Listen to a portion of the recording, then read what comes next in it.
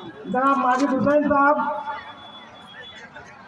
प्रखंड अध्यक्ष जनाब असलम साहब, मुखिया साहिर आलम साहब, सादिक संदानी साहब, मेरे भाइयों, सबको पता है कि आने वाला 26 तारीख को यानी जुमा के दिन किशनगंज वालों का तकदीर का फैसला होने वाला है। इसलिए हम सभी लोगों को बहुत सूझबूझ के साथ अपना बटन पतंग पर दबाना है और अख्तुल ईमान साहब को 2 लाख वोट से जिताना है। पहले इसका वादा कीजिए, तब फिर सुजापुरी में आते हैं। हाथ उठा के गवाही दीजिए, कितने लोग तैयार हैं?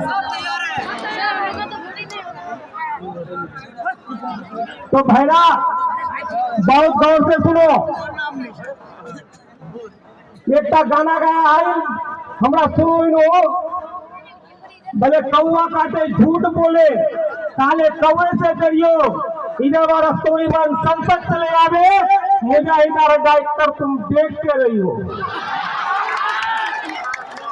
कोचा धामन में मिट्टी इतना चलते छे और खास करे कोचा धामन संसार जमीन इतना चलती है कि आज से 15 दिन पहले पता नहीं चलो